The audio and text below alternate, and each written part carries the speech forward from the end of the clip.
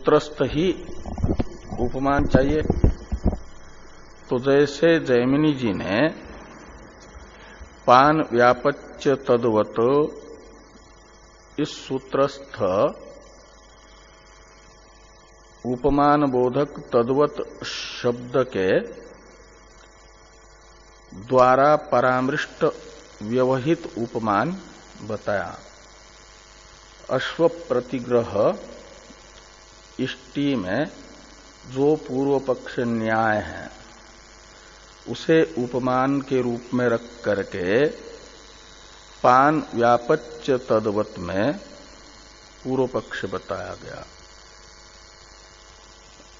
तो वहां व्यवहित दृष्टांत दार्ष्टान्त में दृष्टांत दार्ष्टान्त भाव हुआ, उपमान उपमेय भाव हुआ। जैसे ऐसे ब्रह्म सूत्र में भी तृतीय अध्याय के प्रारंभ में, तृतीय पाद के प्रारंभ में, द्वितीय अध्याय के तृतीय अध्याय के प्रारंभ में वियत उत्पत्ति अधिकरण है। उस अधिकरण में बताया गया ब्रह्म से वियत शब्दित आकाश उत्पन्न होता है, वह उपमान बन जाएगा। और उपमेय हो गए प्राण शब्दित इंद्रिया, और तथा शब्द दोनों के उपमान उपमेय भाव को बताएगा। तो तथा प्राणा का अर्थ निकलेगा जैसे ब्रह्म से वियत उत्पन्न होता है वैसे ब्रह्म से ही प्राणादि उत्पन्न होते हैं, तथा प्राणा का अर्थ निकलेगा। इसे भाष्य में भाष्यकार भगवान ने इन शब्दों से कहा था कि यथा अतीत अनंतर पादादि उक्ता वियदादयः परस्य ब्रह्मणो विकारा समधिगता तथा प्राणा अपि परस्य ब्रह्मणो विकारा इति योजयितव्यम्। ये भाष्य में है 567 नंबर पृष्ठ पर, तथा प्राणा सूत्र के व्याख्यान रूप भाष्य के अंत में, जहां पान व्यापच्य तद्वत इत्येवं आदिषु व्यवहित उपमान संबंध से आश्रितत्वात् ये पंक्ति पूरी हो रही है। उससे आगे हैं यथा अतीत अनंतर पादादि उक्ता।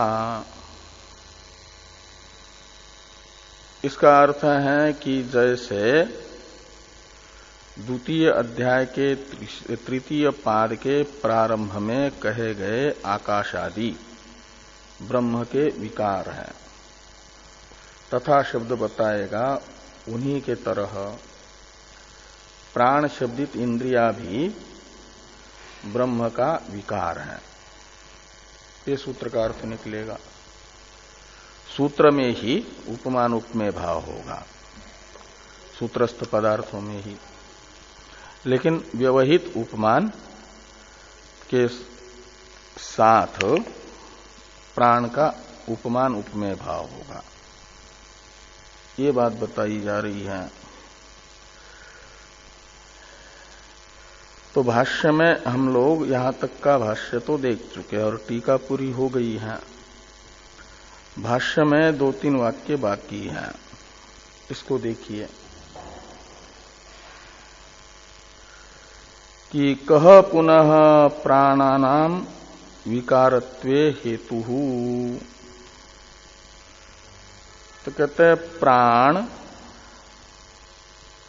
ब्रह्म के विकार है, ऐसा आप कह रहे हैं, कार्य रूप है, अनादि नहीं है, उत्पन्न होते हैं। तो इंद्रियों की कार्य रूपता को बताने वाले, उत्पत्ति को बताने वाला कौन हेतु है?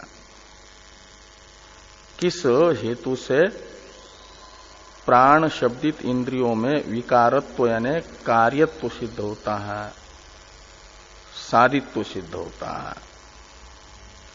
ये प्रश्न इंद्रियों को अनादि मानने वालों ने इंद्रियों को सादी मानने वाले वेदांती से पूछा कि इंद्रियों में सादित्व साधक हेतु कौन सा है? कह पुनः प्राणानाम विकारत्वे हेतु। इससे तो भाष्यकार भगवान हेतु बताते हैं श्रुतत्वम एव। तो जैसे आकाश के सादित्व में हेतु कौन है? श्रुतत्व। तस्माद् वा एतस्माद् आत्मनः आकाश संभूत। यह श्रुति आकाश को सादी बता रही है, ब्रह्म से उत्पन्न हुआ बता रही है। ऐसे तो जैसे श्रुतत्व हेतु से यानी श्रुति के द्वारा आकाश में सादित्व प्रतिपादन होने से आकाश सादी है ये निश्चय हुआ वेद अधिकरण से, ऐसे प्राणों को भी श्रुति आकाश के तरह ही ब्रह्म से उत्पन्न हुआ बता रही है। इसलिए श्रुति के द्वारा प्राणों की जो उत्पत्ति का प्रतिपादन है उसी हेतु से प्राणों की उत्पत्ति का निश्चय हो जाएगा।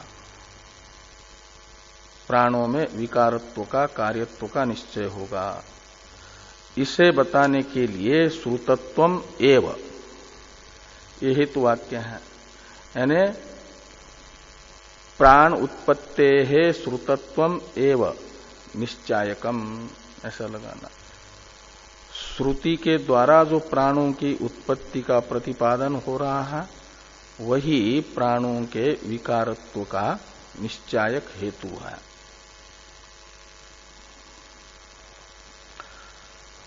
फिर एक शंका प्राणों को अनादि मानने वाले करते हैं। प्राणों को अनादि मानना चाहते हैं जो लोग, उनकी आशंका को ननु इत्यादि से बताया जा रहा है। इस आशंका का उत्तर दे करके तथा प्राणा सूत्र का भाष्य पूरा हो जाएगा। तो ये आशंका है, ननु केषुचित् प्रदेशेषु न प्राणानाम उत्पत्ति ही श्रूयते इति उक्तम तद अयुक्तम। कहते हैं ननु शब्द का अर्थ होता है शंका, कि ननु यानी एक आशंका है, प्राणों को अनादि मानने वाले कह रहे हैं। तो क्या शंका है? कहते हैं केषुचित् प्रदेशेषु न प्राणानाम उत्पत्ति श्रूयते। कहते हैं उपनिषदों में उत्पत्ति के बोधक कई एक प्रकरण है, तो उन प्रकरणों में से कई प्रकरणों में केषुचित् प्रकरणेषु का अर्थ है कि प्राणों की उत्पत्ति सुनी नहीं जा रही है, अश्रुत है।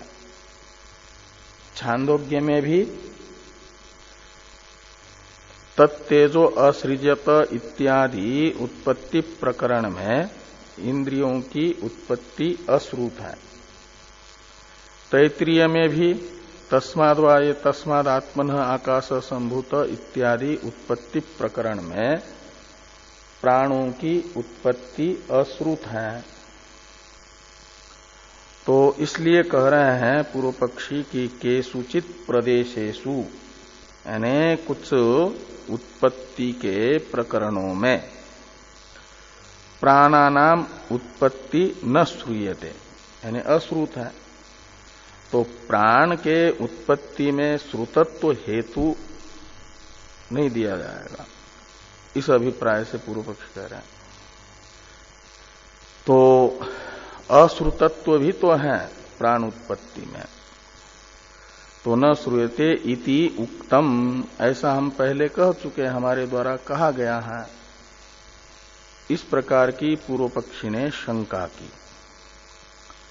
इस शंका का समाधान करते हुए भाष्यकार भगवान कह रहे हैं कि तद अयुक्तम, इसमें तत् शब्द का अर्थ है पूर्व पक्षी का कथन। पूर्व पक्षी जो ये कह रहे हैं कि छांदोग्य की 6 अध्याय में आई हुई जो उत्पत्ति प्रकरण, ऐसे तैत्रीय में आए हुए उत्पत्ति प्रकरण में प्राण उत्पत्ति अश्रुत है, इसलिए प्राणों को अनुत्पन्न माना जाए, अनादि माना जाए। ये जो पूर्व पक्षी का कथन है, ये कथन अनुचित है। तद अयुक्तम का अर्थ है, युक्तम का अर्थ होता है उचितम, अयुक्तम का अर्थ होता है अनुचितम। तो ये कुछ प्रकरणों में प्राणों की उत्पत्ति अश्रुत होने से प्राणों को अनादि माना जा, ये कहना अनुचित है। कैसे अनुचित है, क्यों अनुचित है, पूर्व पक्षी पूछते हैं।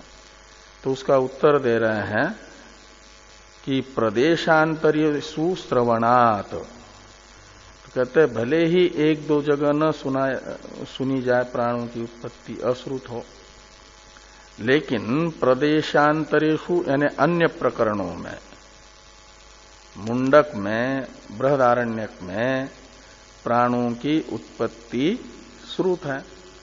प्रश्नोपनिषद में तो प्रदेशांतर शब्द से लेना, अन्य उपनिषदों में जो आया हुआ उत्पत्ति का प्रकरण, वहां पर प्राणों की उत्पत्ति श्रुत होने से,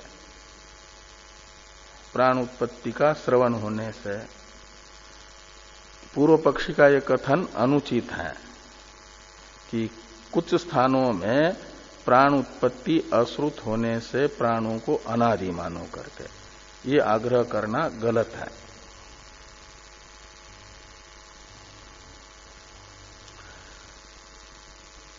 कैसे गलत है, इसे बता रहे हैं भाष्यकार भगवान कि नहीं क्वचित अश्रवणम अन्यत्र श्रुतम निवारयितुम उत्सहते।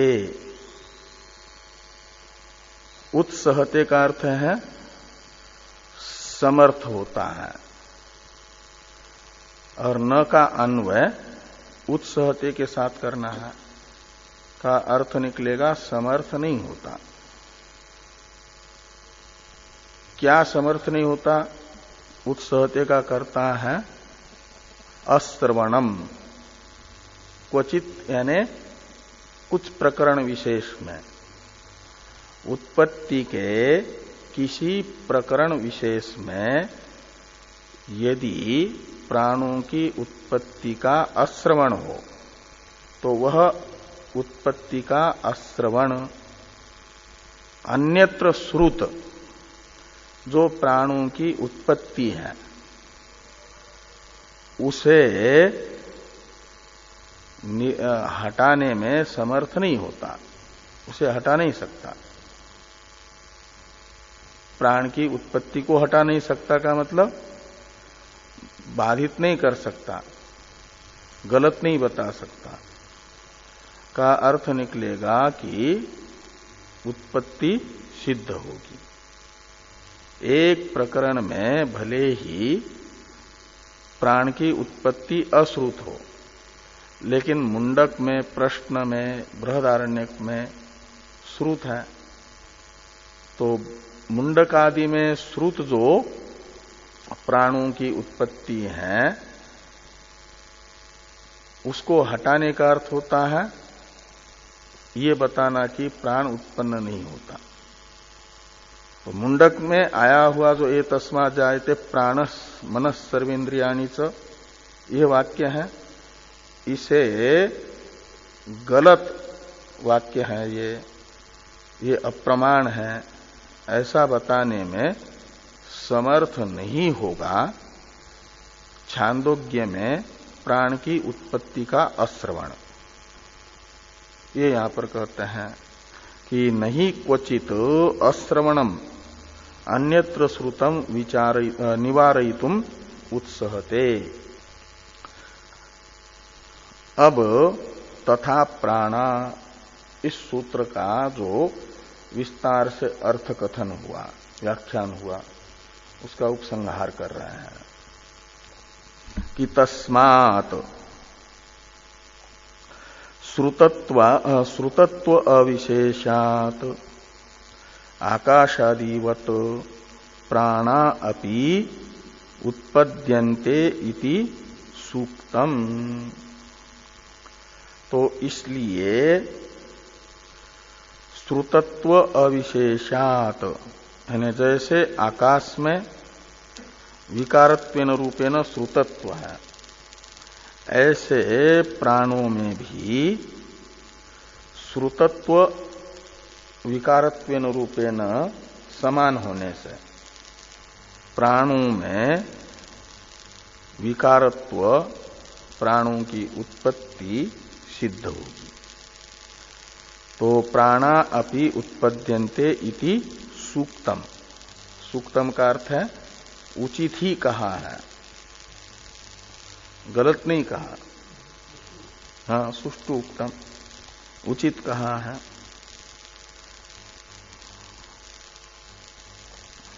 इस प्रकार ये तथा प्राणा सूत्र का व्याख्यानभूत जो भाष्य था इसका विचार पूरा हो जाता है। अब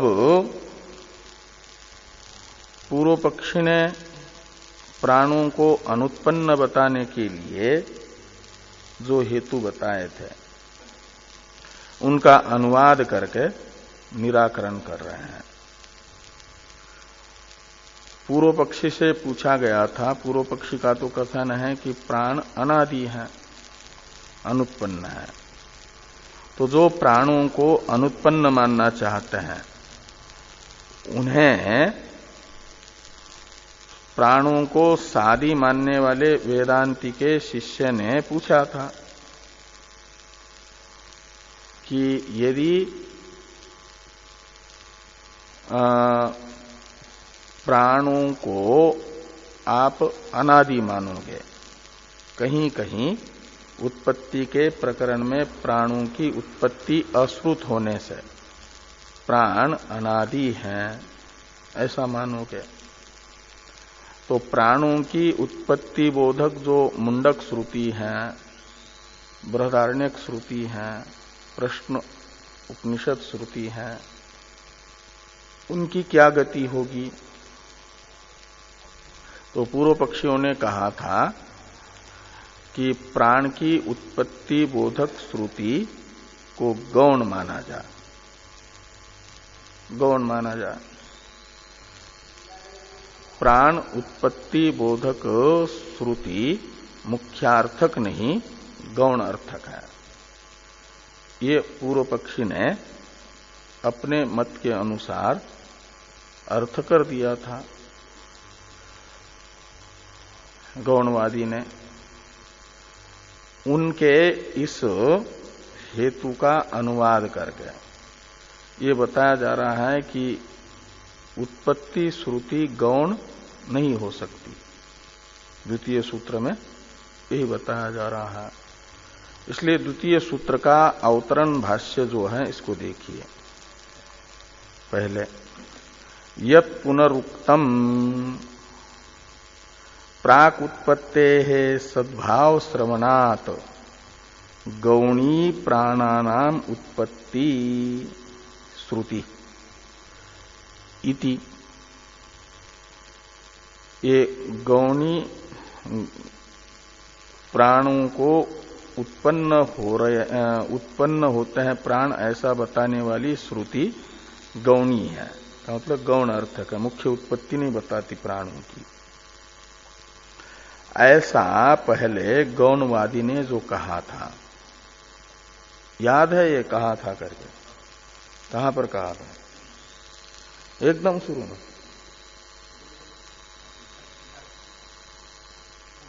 हाँ हाँ हाँ, अथवा करके जो आया था वहां पर शुरू, यही है ना भाष्य में, कोई बहुत दूर थोड़ा ही है। ये जो नीचे से दूसरी पंक्ति में अथवा प्राक उत्पत्ते सद्भाव श्रवणात् गौणी प्राणानाम उत्पत्ति श्रुति इति प्राप्नोति, ये जो पक्ष है इसका निराकरण किया जा रहा है। तो निराकरण के लिए अनुवाद किया कि गौणवादी ने जो ये कहा था कि प्राग उत्पत्ते सद्भाव श्रवणात्, उत्पत्ति से पहले इंद्रियों का अस्तित्व श्रवण होने से, सद्भाव कहते हैं अस्तित्व को, ऋषि शब्द से उत्पत्ति से पहले इंद्रियों का श्रुति अस्तित्व बताती है ना। इसलिए जो प्राणों को उत्पन्न बता रही है श्रुति, उसे मुख्यार्थक न मान करके गौणार्थक माना जाए। ऐसा जो पहले पूर्व पक्षी ने कहा था, कहते हैं तत्प्रत्याह, तत् यानी पूर्व पक्ष का कथन मत, तो पूर्व पक्ष के उस मत का प्रत्याह का अर्थ है खंडन करते हैं, प्रत्याख्यान करते हैं। प्रत्याह का मतलब प्रत्याख्यान करते हैं। प्रत्याह इस क्रिया का कर्ता कौन होगा? भाष्यकार नहीं, ये तो भाष्य में लिखा है, इसलिए व्यास जी। तो प्रत्याह यानी भगवान सूत्रकार, भगवान वेद व्यास प्रत्याह। तो ये जो पूर्व पक्ष का मत है कि उत्पत्ति से पहले इंद्रियों का अस्तित्व बताने के कारण इंद्रियों को अनादि माना जाए और इंद्रिय की उत्पत्ति बोधक श्रुति को गौण अर्थक माना जाए, ऐसा जो पूर्व पक्ष का मत है उसका प्रत्याख्यान भगवान वेद व्यास जी करते हैं। तत्प्रत्याह का अर्थ निकलेगा। किससे प्रत्याख्यान कर रहे हैं? तो द्वितीय सूत्र से इस अधिकरण के। इसलिए कहते हैं गौण्य संभवात इति, यानी इस सूत्र से। गौण्य संभवात में अवकार की मात्रा थोड़ी अस्पष्ट है ना, उसको स्पष्ट बना दो भाष्य में। गौण्य असंभवात इति, यानी गौण्य असंभवात इस सूत्र से पूर्व पक्षी के उस मत का खंडन करते हैं।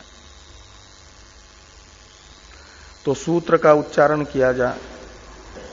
गौण्य संभवात, गौण्य संभवात, गौणी असंभवात, ऐसे दो पद हैं। गौणी, ये दो पद नहीं करना, एक ही पद है पूरा। गौण्य संभवात समास है।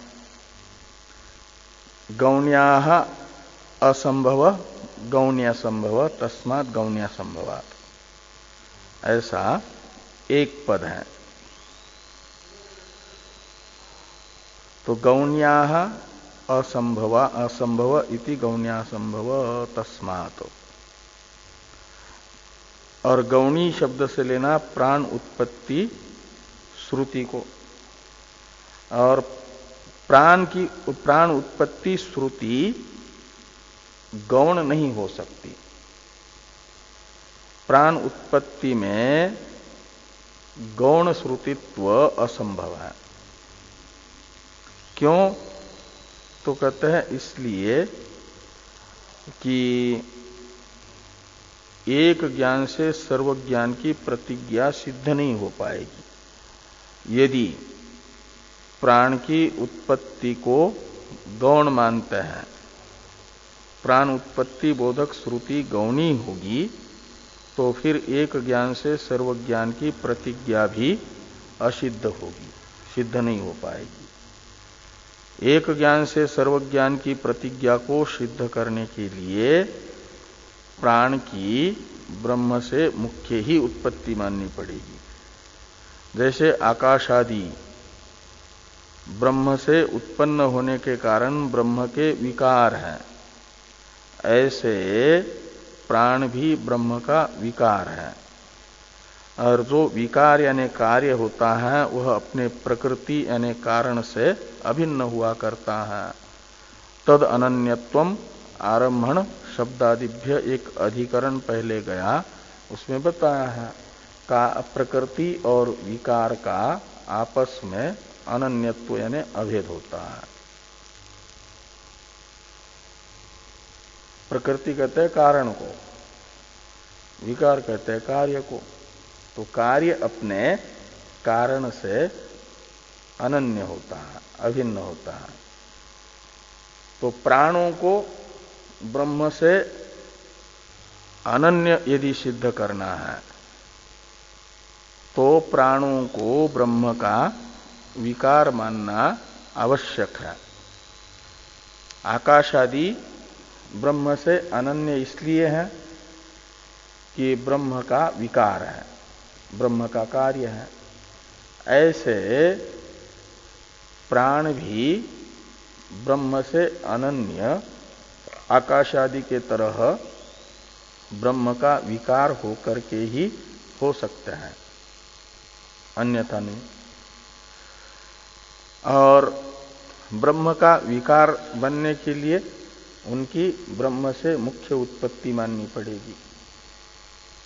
इसलिए प्राणों की ब्रह्म से उत्पत्ति बताने वाली श्रुति को गौण अर्थक नहीं माना जा सकता। गौण अर्थक मानेंगे तो फिर ब्रह्म से अनन्यत्व सिद्ध नहीं होगा प्राणों का, और ब्रह्म से अनन्य सिद्ध नहीं होंगे तो अन्य ही रहेंगे, भिन्न ही रहेंगे। और ब्रह्म से भिन्न रहेंगे तो फिर ब्रह्म ज्ञान से ज्ञात नहीं होंगे। ब्रह्म ज्ञान से ज्ञात तो जो ब्रह्म से अनन्य है वो होगा। तो ब्रह्म का कार्य होने से आकाश आदि जगत ब्रह्म से अनन्य होगा, ब्रह्म ज्ञान से ज्ञात होगा। जीव मुख्य रूप से ही ब्रह्म से अनन्य है, इसलिए ब्रह्म ज्ञान से ज्ञात होगा। और प्राण तो ब्रह्म का विकार न होने से, पूर्व पक्षी का मानेंगे यदि आग्रह तो प्राणों को ब्रह्म का विकार नहीं माना जाएगा फिर उत्पत्ति श्रुति को गौण मानने पर। तो फिर प्राण ब्रह्म से अन्य ही रहेंगे, अनन्य नहीं होंगे, तो ब्रह्म ज्ञान से ज्ञात नहीं हो पाएंगे।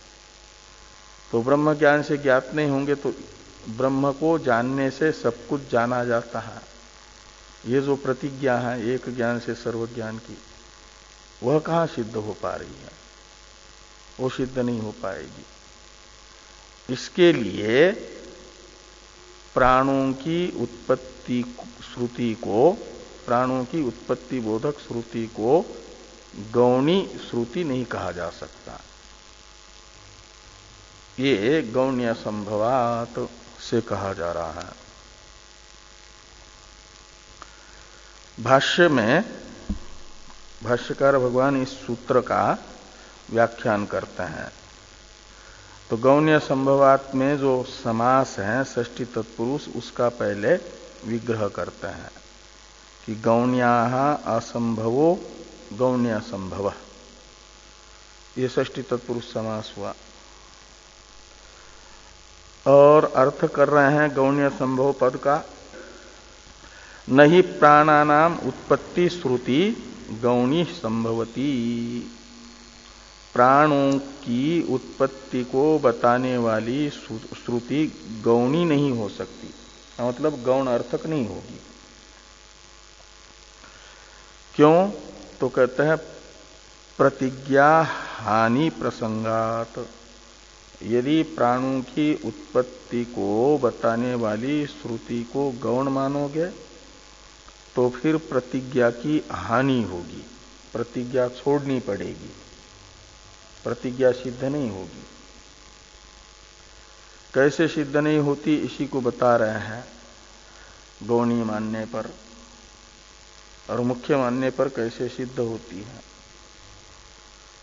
तो कस्मिन्नु भगवो विज्ञाते सर्वम इदम विज्ञातम भवति इति ही एक ज्ञानेन एक विज्ञानेन सर्व विज्ञानम प्रतिज्ञाय तत्साधनाय इदम आम्नायते ये तस्मात् जायते प्राण इति। तो ये तस्मात् जायते प्राण इत्यादि आम्नायते। तो कैसे प्रतिज्ञा प्राण की उत्पत्ति श्रुति को गौण मानने पर सिद्ध नहीं हो पाती, इसे कह रहे हैं कि सौनक नाम के ऋषि हैं,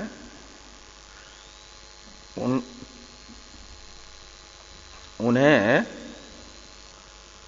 कर्मफलभूत जो संसार है उसके अनित्यता का ठीक से चित्त शुद्ध होने के कारण निश्चय हुआ, नित्यानित्य वस्तु विवेक हुआ।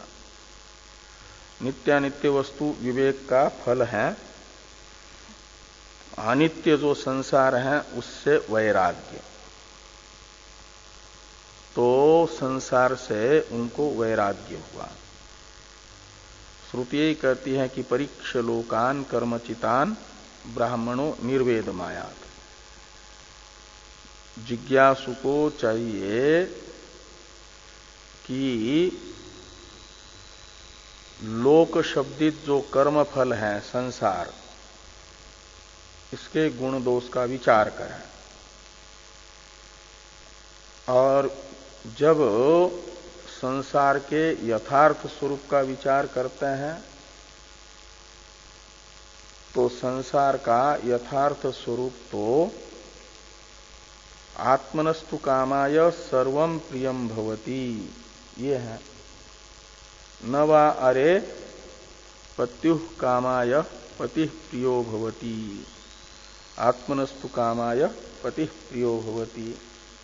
न वा अरे जायाया कामाय जाया प्रिया भवति, आत्मनस्तु कामाय जाया प्रिया भवति इत्यादि से आरंभ करके याज्ञवल्क्य जी ने मैत्रेयी को कहा कि आत्मनस्तु कामाय सर्वम प्रियम भवति। संसार की स्थिति यह है कि संसार की हमसे भिन्न जो भी वस्तु है वह यदि हमें प्रिय लगती है तो तभी तक प्रिय लगती है जब तक हमारे सुख का साधन है।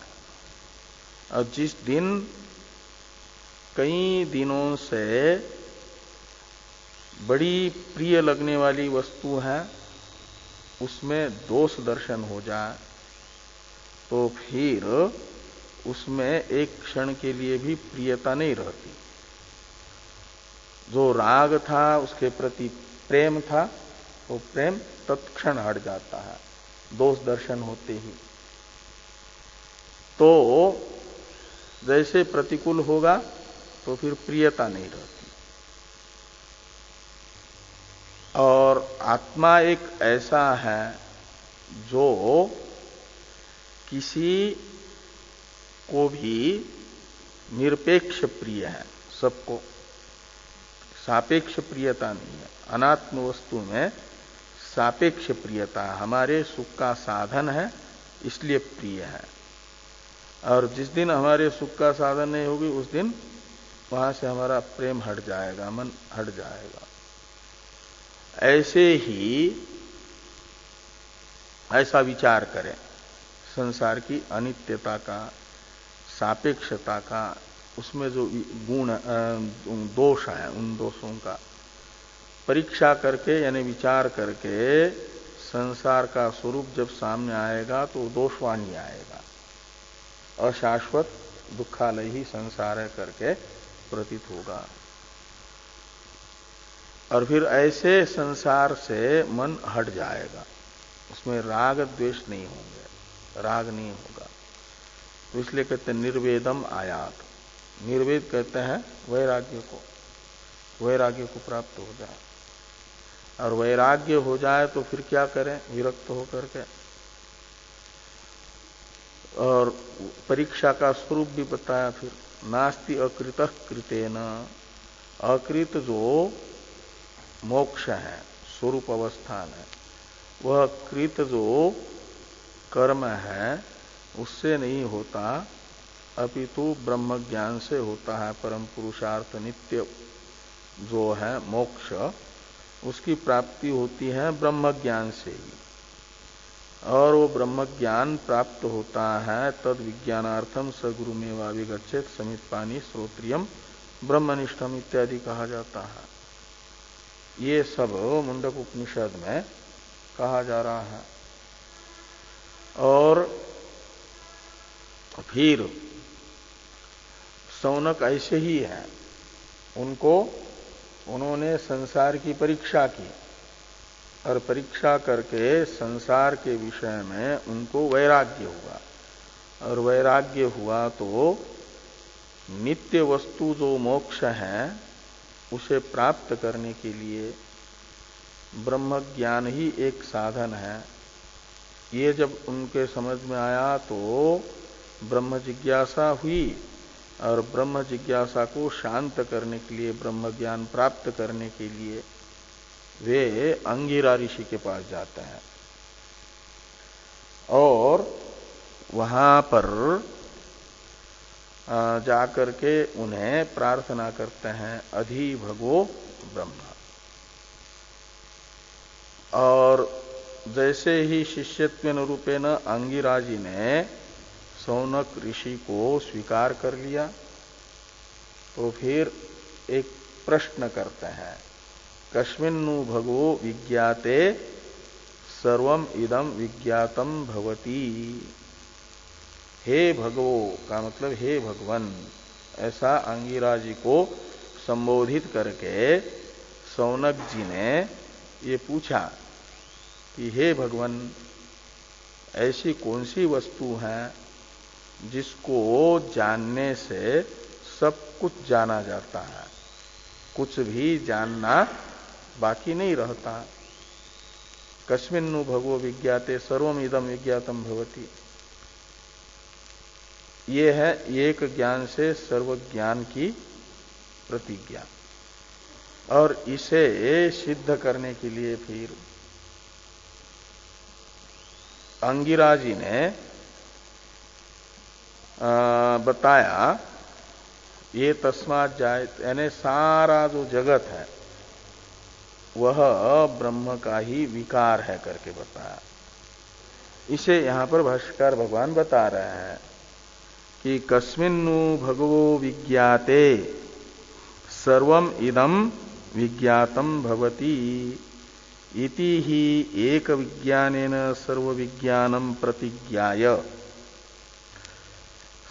कस्मिन्नु भगवो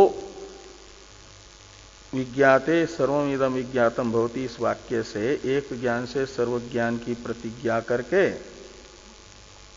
तत्साधनाय, यानी उस प्रतिज्ञा की सिद्धि के लिए इदम आमनायते, ये मंत्र पढ़ा जाता है। ये वाक्य पढ़ा गया कि ए तस्मात् जायते प्राण मनस सर्वेन्द्रियाणि च खम वायुर्ज्योतिराप पृथ्वी विश्वस्य धारिणी इत्यादि मंत्र पढ़ा गया। और साच प्रतिज्ञा, और इस मंत्र में बताया गया ये तस्मात्, ये तस्मात् यानी ये तस्मात् ब्रह्मण, ये जो ब्रह्म है जिसको जानने से सब कुछ जाना जाता है, उसी ब्रह्म का कार्य है प्राण, उसी ब्रह्म का कार्य है इंद्रिया, उसी ब्रह्म का कार्य है मन, उसी ब्रह्म का कार्य है आकाशादि पांचों भूत। ये उस मंत्र में कहा गया। ब्रह्म को जानने से ये सारा जगत कैसे जाना जाएगा, कहते इसलिए जाना जाता है कि ये सारा जगत जो है ब्रह्म का कार्य है। जैसे सोने को जानने से सोने का कार्य रूप अंगूठी और कुंडल आदि सब जाने जाते हैं, आभूषण, ये सोना है इस रूप में। ऐसे ब्रह्म का कार्य होने से ये सारा का सारा जगत ब्रह्म ज्ञान से ज्ञात होता है। कारण को जानने से कार्य अज्ञात नहीं रहता, जाना जाता है तत्व रूप से। ये सारे गहनों को देख करके निश्चित हो ये सोना ही है, सोने से बने हुए होने से। ऐसे कह रहे हैं कि साच प्रतिज्ञा प्राणादेहे समस्तस्य जगतो ब्रह्म विकारत्वे सति प्रकृति व्यतिरेकेण विकारा भावात सिद्ध्यति। तो साच प्रतिज्ञा, ये जो प्रतिज्ञा है, एक ज्ञान से सर्वज्ञान की प्रतिज्ञा, प्राणादि सारा जगत ब्रह्म का कार्य सिद्ध हो जाए, तभी ये निश्चित होगा कि ब्रह्म से अनन्य होने से ब्रह्म ज्ञान से ज्ञात होता है। तो ये कह रहे हैं कि ब्रह्म विकारत्वे सति ब्रह्म व्यतिरेकेण विकारा भावात सिद्ध्यति। सा प्रतिज्ञा सिद्ध्यति, सिद्ध्यति का करता है सा प्रतिज्ञा। एक ज्ञान से सर्वज्ञान की प्रतिज्ञा सिद्ध होती है। कब? प्राणादि समस्त जगत को ब्रह्म का कार्य मानने पर। कार्य अपने कारण से अलग नहीं होता, इसलिए कारण को जानेंगे तो कार्य अपने आप ही जाना जाएगा। इस प्रकार तो साच प्रतिज्ञा प्राणादेहे समस्तस्य जगतो ब्रह्म विकारत्वे सिद्ध्यति प्रकृति व्यतिरेकेण विकारा भावात सिद्ध्यति, वो सा प्रतिज्ञा। और जब हम प्राणों की उत्पत्ति को गौण मानेंगे, का मतलब ये तस्मा जायते प्राण मनस सर्वेन्द्रियाणि च, इस श्रुति को गौण अर्थक मानेंगे मुंडक की, यही तो प्राण की उत्पत्ति बता रही है ना। और पूर्व पक्षी के आग्रह को स्वीकार करके ये तस्मा जायते प्राण मनस सर्वेन्द्रियाणि च, इस श्रुति को यदि हम गौण मानेंगे तो क्या होगा? तो कहते हैं गम्यांतु प्राणानाम उत्पत्ति श्रुतौ प्रतिज्ञा इयम हीयेत, प्रतिज्ञा इयम हीयते।